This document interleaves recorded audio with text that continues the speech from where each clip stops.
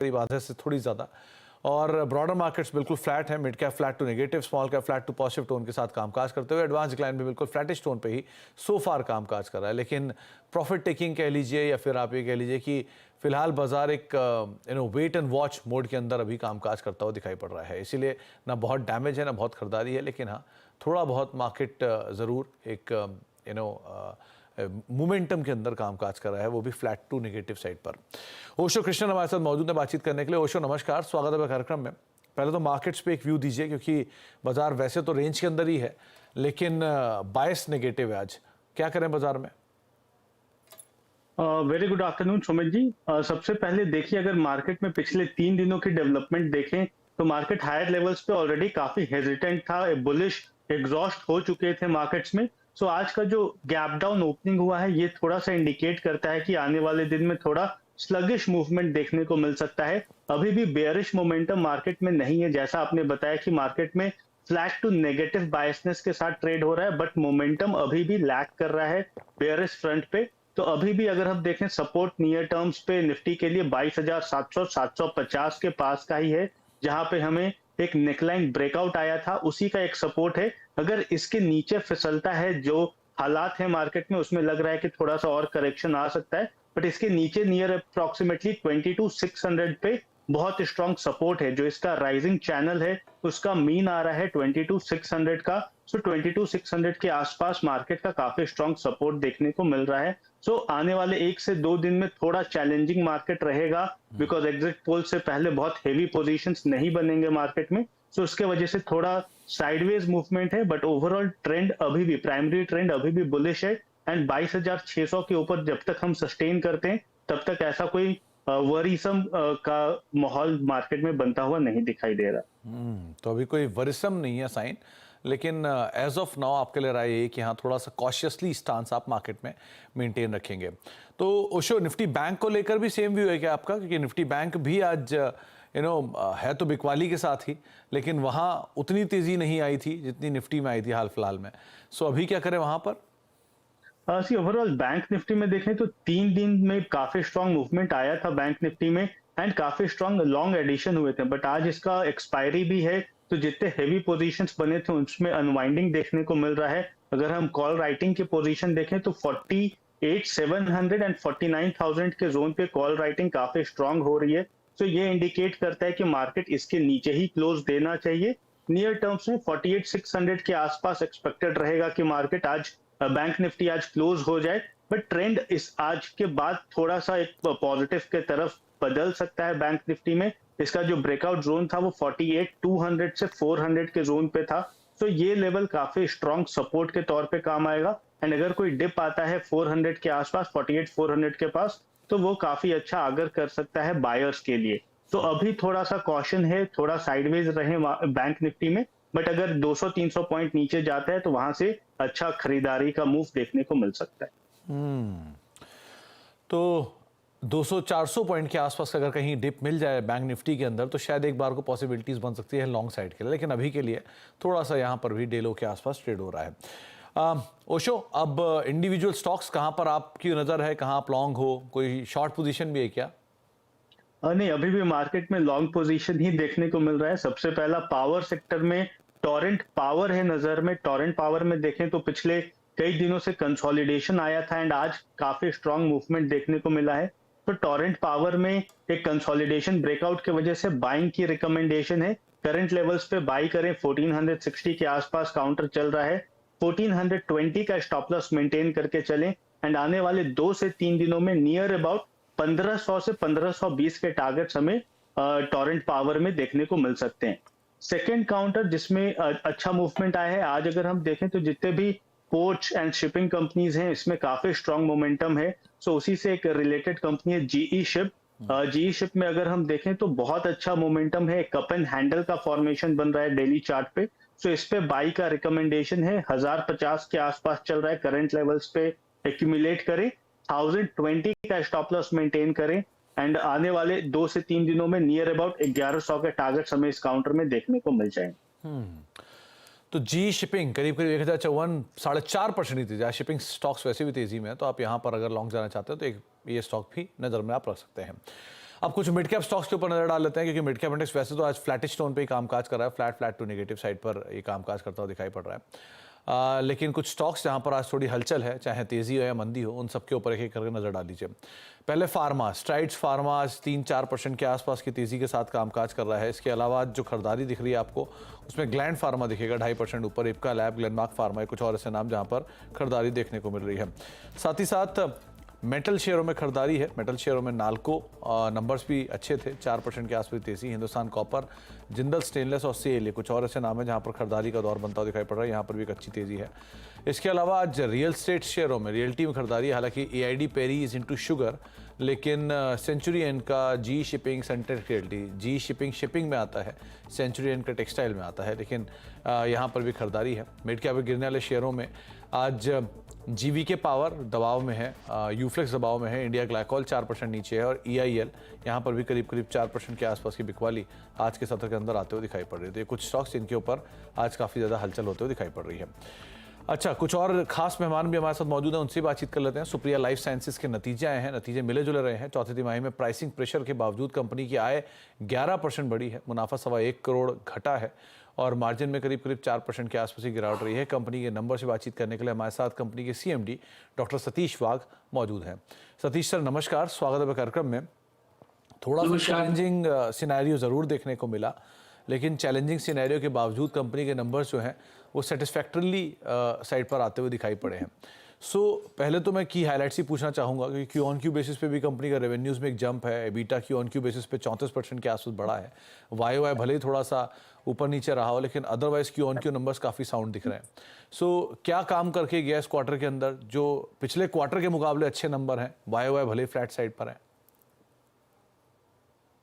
Sir मेरा suggestion ये तो हमेशा इन्वेस्टर को यही रहेगा कि क्वार्टर न देखने से साल का पूरा मुनाफा जो है वो देख लीजिए, क्योंकि हमने जो भी लोगों को कहा है कि हम 28 से 30% एबिटा करेंगे, वैसे हम करेंगे जरूर, क्योंकि वैसे हम एक्सपोर्ट में बहुत सीजन प्लेयर है। आज कंपनी 38 ईयर पूरी कर चुकी है, और आपने अगर देखा तो रेवेन्यू में से 80% शेयर ये एक्सपोर्ट्स में ही है, और 1700 customer all over the globe, 128 country में प्रेजेंस है। हर साल हम सोचते हैं कि हम 8 to 10 कंट्रीज में हमारी एंट्री करें, उस हिसाब से हम चल रहे हैं। जी, तो सतीश सर, जो एक्सपोर्ट्स के नंबर में देख भी रहा था, उसमें एशियन मार्केट्स के अंदर थोड़ा सा ड्रॉप ज़रूर है, लेकिन उसको आपने नॉर्थ अमेरिकन मार्केट से, यूरोपियन मार्केट से और LAC की मार्केट से कवर कर लिया है। अभी कंपनी का स्ट्रैटेजी क्या है? क्या एशियन मार्केट्स पे फोकस कम करके बाकी मार्केट्स के ऊपर ही फोकस एक्सपैंड कर रहे हैं हम? सर कंपनी का अगर हिस्ट्री आप देखेंगे तो कंपनी लास्ट 15 साल से रेगुलेटरी में ही ज्यादा काम करती है। रेगुलेटरी में यूरोप में जो हमारा शेयर है, आप देखिए, वो जो शेयर 33% था वो आज 41% हो चुका है। अगले 2 साल के अंदर हमारे 7 से 8 API और इंटरमीडिएट जो हम लॉन्च करेंगे, वो पूरे रेगुलेटरी पे हम कॉन्सेंट्रेट कर रहे हैं। हमने ब्राजील का रिसेंटली लास्ट जनवरी में अनविसा जो लिया रेगुलेटरी से अप्रूवल, वो भी इसीलिए था कि चाइना से लोग ब्राजील में से निकलना चाहते हैं, क्योंकि उस रेगुलेटरी बॉडी ने कहा था कि अगर मौका है तो आज आपको शिफ्ट करने की जरूरत है तो कर सकते हैं। GMP अगर नहीं है कंपनी और वो फॉलो नहीं करती तो हम उसको कंटिन्यू नहीं करेंगे फॉर्मुलेशंस के लिए। तो अनविसा ने तुरंत हमारी रिक्वेस्ट के ऊपर ऑडिट करने से हम 8 से 10 API यहाँ पेनिट्रेट करेंगे। दूसरा मैं आपको एक जरूर कहना चाहता हूं, कंपनी ने R&D में से जो CMO CDMO जो प्रोजेक्ट्स किए हैं, इसमें 1-2 प्रोडक्ट ऐसे ब्लॉकबस्टर लॉन्च होंगे कि जो टोटल इंडिया और वर्ल्ड चाइना पे डिपेंडेंट है, लेकिन हम पूरी इंडिजिनस टेक्नोलॉजी से ये रेगुलेटरी में, यूरोप में, US में उसको लॉन्च करेंगे। पहले हम उसका N-1 जो इंटरमीडिएट रहता है उसको हम लॉन्च करेंगे, फिर हम API को लॉन्च करेंगे। तो सतीश सर, ये लॉन्च जो आप कह रहे हैं, ये किस क्वार्टर तक हम एक्सपेक्ट करके चल सकते हैं? एक, और दूसरा, आपके एग्जिस्टिंग मार्जिन जो आपने लास्ट ईयर कंपोज किए थे करीब 30% के आसपास थे, इस बार आप ऑलरेडी 35% पहुंच चुके हैं। मार्जिन की गाइडेंस को भी हम रिवाइज होता हुआ देख रहे हैं कि अगले फाइनेंशियल ईयर के लिए? सर कैसे है कि थर्ड क्वार्टर के यहाँ हम एक 2 एपीआई हमारे जो है उसको हम इंटरमीडिएट्स को लॉन्च करेंगे। ठीक है। हम बहुत बड़े मल्टीनेशनल से इस बारे में बात कर रहे हैं और उनसे हम एक टाई अप कर रहे हैं। उस टाई अप को हम करके पहले हम N-1 से शुरू करेंगे, लेकिन हमारे लिए जो 370 KLD कैपेसिटी जो है वो हम पूरी की पूरी अगले 3 साल में अगर यूटिलाइजेशन करते हैं और करेंगे जरूर, क्योंकि हमारा मेजर फोकस जो है ना सर वो रहा है रेगुलेटरी में ज्यादा। तो वो हम यूरोप में एंट्री करेंगे, हम यूएस में काफी अभी नई एनडीए फाइल्स कर रहे हैं, लैटिन अमेरिका में है। यहाँ रेगुलेटरी जहां है वहीं हम ज्यादा फोकस करते हैं और जाते हैं जहां हमें इबिटा मिलता है। और जो कंपनी है आप अगर देखोगे इसकी हिस्ट्री, तो ये बॉर्न एक्सपोर्ट्स के लिए हुई थी। पहले इनका जो परसेंटेज था 65-70, आज वो 82% तक बढ़ा हुआ है। सो मोर फोकस ऑन एक्सपोर्ट्स में। तो मार्जिन, ये जो मेरा सवाल था पूरा वो यही कि क्या मार्जिन 35% की गाइडेंस रिवाइज होगी? सर गाइडेंस में मैं आपको जरूर ये कहना चाहता हूँ, मार्जिन हमारी जो है वो 28 से 30% हम लोगों को जरूर कह के चलते हैं। इससे ज्यादा भी हो सकती है, क्योंकि रेगुलेटरी में जब आप जाते हैं ना तब वही आपको मार्जिन मिलती है। और साउथ ईस्ट एशिया में आपको कभी भी मार्जिन अच्छी नहीं मिलेगी, सिर्फ टर्नओवर होता है। तो हमारा फोकस रेगुलेटरी पे रहता है। चलिए, बहुत बहुत शुक्रिया डॉक्टर सर हमारे साथ मौजूद रहने के लिए, सतीश सर, और बातचीत करने के लिए, नंबर्स को धन्यवाद आपने मुझे, और बहुत बहुत शुभकामनाएं आने वाले समय के लिए और बढ़िया लॉन्चेस के लिए जो आप करने वाले हैं और टाई अप्स के लिए जो आप करने वाले हैं। और उम्मीद करते हैं बढ़िया नंबर्स आगे भी हमें इसी तरह के देखने को मिलेंगे। एक ब्रेक का वक्त हो गया है, ब्रेक के बाद लौटेंगे और आगे भी कुछ स्टॉक्स हैं उनके ऊपर हम बातचीत करेंगे, अहम खबरें भी हैं उन पर भी चर्चा करते हैं। छोटे से ब्रेक के उस तरफ आप देख रहे हैं मिड कैप मंत्र, और करीब करीब 100 अंक नीचे निफ्टी है और सेंसेक्स भी करीब 522 अंक नीचे, निफ्टी बैंक भी 533 अंक नीचे। इनफैक्ट पिछले 1 से 1.5 घंटे से बाजार इसी दायरे के अंदर घूमता हुआ दिखाई पड़ रहा है। लेकिन रेटिंग एजेंसी CLSA ने 54 वैसी कंपनियों की लिस्ट बनाई है जिनमें एनडीए सरकार की अगर वापसी होती है तो एक बड़ा एक्शन आ सकता है। शेयरों की लिस्ट और तेजी के ट्रिगर के साथ यतिन हमारे साथ जुड़ भी गए हैं। यतिन, पहले तो ये बताएं कि किन शेयरों को पीएम मोदी की वापसी और पॉलिसी कंटिन्यूटी से एक बड़ा फायदा हो सकता है? देखिए, CLSA का आज एक बहुत बड़ा रिपोर्ट आया है मोदी 3.0 पे, यानी एनडीए की अगर फिर से एक बार वापसी हो जाती है और नरेंद्र मोदी फिर से एक बार पीएम बन जाते हैं तो जो मोदी स्टॉक्स है वहाँ रैली बरकरार रहेगी। इनफैक्ट CLSA को लगता है कि अगर पीएम मोदी फिर से चुन के आते हैं तो बहुत बड़ी रैली आपको स्टॉक्स में देखने को मिलेगी। खास करके PSU स्टॉक्स में फिर से एक बार चमक आपको आती हुई नजर पड़ सकती है। जहां तक कि स्टॉक्स का सवाल है, जो मोदी स्टॉक्स हैं 3.0 वाले, वहां बहुत ज़बरदस्त पावर मिल सकता है। खास करके स्टॉक्स जो है NTPC, NHPC जैसे काउंटर्स में आपको अच्छी तेजी देखने को मिल सकती है। इसके अलावा PFC, ONGC, IGL और महानगर गैस जैसे काउंटर्स में आपको तेजी जबरदस्त तरीके से आती हुई नजर पड़ सकती है। 54 स्टॉक्स यानी 54 स्टॉक्स की लिस्ट बनाई है, जहां ये जो PSUs आपकी स्क्रीन पे आ रहे हैं, यहाँ सबसे ज्यादा प्रेफरेंस CLSA दे रहा है PSUs में। जहां तक कि प्राइवेट सेक्टर कंपनीज का सवाल है, बिग बॉय रिलायंस इंडस्ट्रीज, भारती एयरटेल और इंडस टावर CLSA की पसंदगी के लिस्ट में आते हैं। इनको लगता है कि टेलीकॉम सेक्टर में फिर से एक बार रिफॉर्म्स के चलते ये सारे स्टॉक्स मूव हो सकते हैं।